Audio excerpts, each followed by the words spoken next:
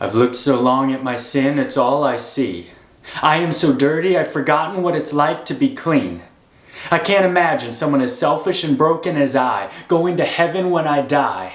How could the pure light of heaven take possession of someone so lost in his own transgression? I don't deserve God's grace, so I sit in my sin and continue to sin because this is who I am.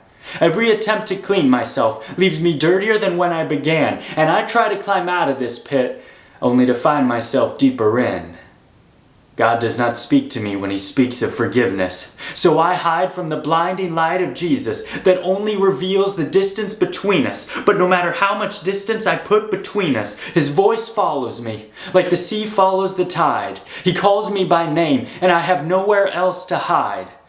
His voice echoes in the cell, repeating, resonating, and reverberating in my brain like a bombshell.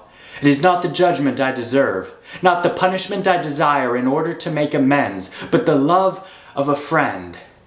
The joy in a husband's eye when he sees his beloved, and his beloved is me. How can it be me? He breaks through the bars and sets me free. Nothing remains to remind him of my chains. I don't know how my sin could ever be erased, but the depth of my depravity has been eclipsed by His grace. He never turned away from me when I gave Him every reason to hide His face.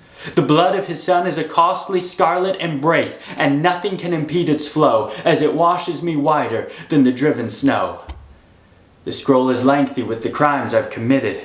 If the law is harsher for a second offense, imagine the sentence awaiting me. But He pardons me unconditionally, sponging my record clean.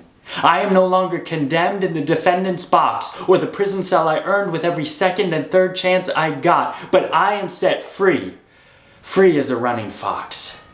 There is no reproach in His voice, no half-hearted welcome as He wonders in the back of his mind how long the prodigal son will stay this time before returning to the pigsty.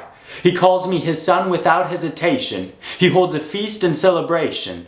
He is a father who holds me, a protector who saves me, a helper who comforts me, a counselor who guides me, a friend who walks with me. When I earned His wrath, He gave me love. When I was His enemy, He sent His Son. When I was on the road to hell, He died to save. When I wanted my sin more than Him, He forgave, and forgave, and forgave.